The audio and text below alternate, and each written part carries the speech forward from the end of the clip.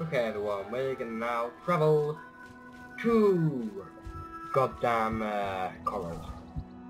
Yeah, we're about finished, really, and random horse.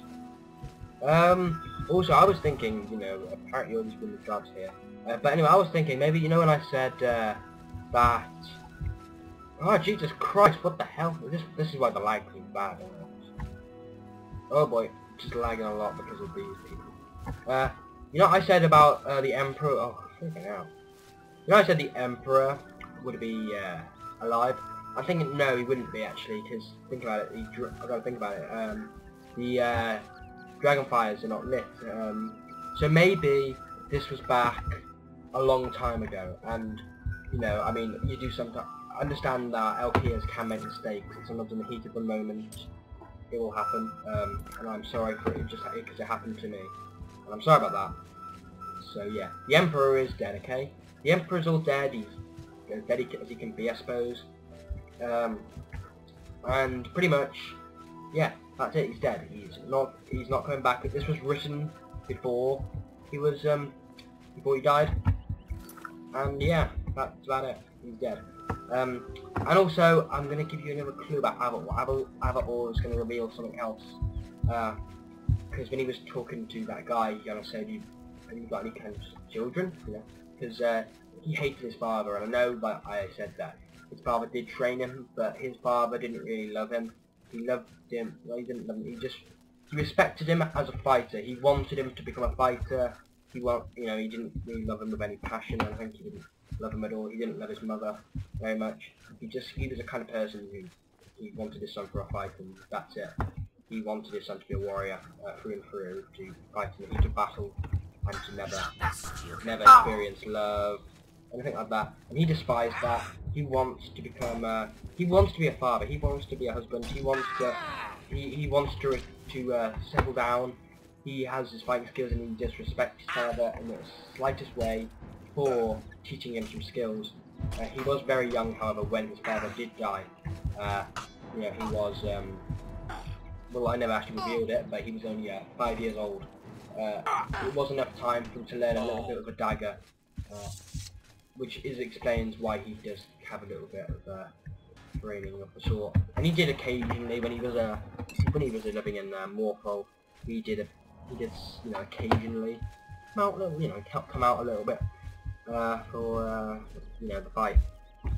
And also the reason, you know, Avalor doesn't have a, is only called Avalor, he doesn't have a surname. Well, the reason is Avalor is actually his surname. And I do like to reveal things. I will reveal more things, of course.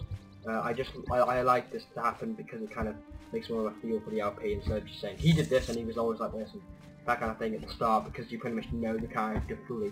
I like you to kind of come in a little bit, you know, I never really explained that, and I didn't want to think like I was making things up.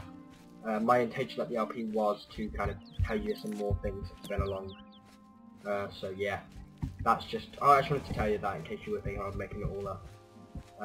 I have thought some things, because I didn't want to make my character all up and then put him in a situation and just kind of say, you know, that's it. I wanted to have a base story at the start of the LP.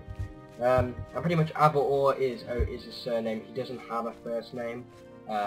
Because his father, as I said, his father didn't love him, and his mother didn't really get to see him because she died during childbirth. And you know, like, really, to be fair,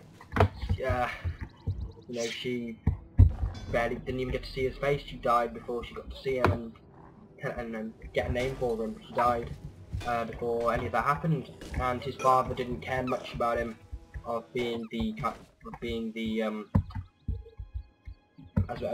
a son. He didn't care much about him for that. All he cared about him was for a warrior and someone to help to kill people and to defend your money or your life. Okay, no, take it from me if you can. Easily I'm not done. beggars. I'm not giving you my money. So yeah, that's giving you a little bit more information. And it also explains, you know, I mean, it also explains why he wasn't, you know, obviously an awesomeness warrior. He is still learning good skills. He doesn't really know yet. He's a good warrior. He's still kind of an average kind of person. Well, he's getting more skill. Getting a lot more skill.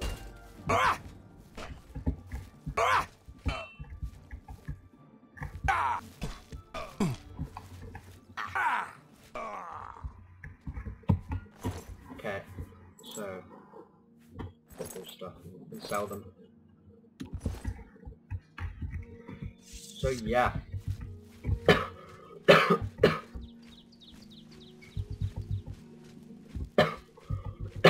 Sorry about that. So yeah, he's gonna go to Coral now. Good old Coral. I also got a request to play through Moral Oblivion. And, you know, I'm not too sure if I'll do Moral Oblivion, but I did get a request from it from my YouTube partner actually, to do it. So I'm guessing he might want to see it. Or he just might be thinking about people wanting to see it. I'm not too sure if I'll do it. I haven't actually got it installed. I will install it if you want to, but understand if you don't know what it is just Morrowind, but using the Oblivion game. It's the Morrowind area, you know, the Morrowind story, the Morrowind items, everything about Morrowind, but it's just the Oblivion game. Well, that was a kind of a crash. It just had a kind of weird moment of constant freezing, you know. It became unplayable. I had to quickly save, and for some reason it just automatically went off it. But it wasn't really a crash. It was just a weird kind of freeze. So yeah, the first time that's really happened. I've had crashes, but I've never had a constant freeze whilst playing this game. So yeah, wait on Priory apparently. Yeah, this is obviously important. Yeah, because I'd already found it. It's automatically been found, so you can probably guess that it's important. You know, so just guess that. Okay, everyone, I've just solved a lot of problems. Now I am kind of half sick of the constant lag, and so I have decided to do. I did the shivering hours and turn the settings to medium, not high, because look at this. I mean, that is. I mean, you've got, you know, I mean, the graphics are plenty different, as you can notice. Well, not 100%. They're not completely different, but they are. It is slightly worse, and I think that I'd rather you and I both rather have the worst graphics than the lag, and it's not too much of a difference. Because yeah, I'm sorry I have to do this at part 100. You know, I mean, I feel especially bad about doing it then.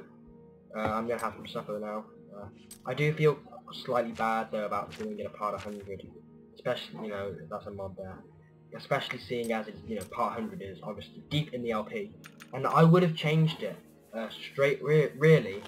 I would have. Now I hope I have just solved the constant freezing. I had to take the disc out. I'm giving it a bit of a wipe, and I hope it has sorted it. If it hasn't sorted it, I'm going to turn my thing off and then record some tomorrow. I'm sorry for this part being a bit wonky and all back to the beginning when it was having technical issues and that kind of thing. But I do think that anyway, you know, aside from the Hello. I heard that the Countess is quite upset. Aside from the fact that someone stole graphics, something very you personal know, on that side, I do think it's a bit fair to play. I think it's more enjoyable to play. And again, there's not really 100% difference. There's a little, there's a few differences, but overall, I think it's not too bad. And many good LPs have been on this setting. I just wanted to ask about it. I was going to ask about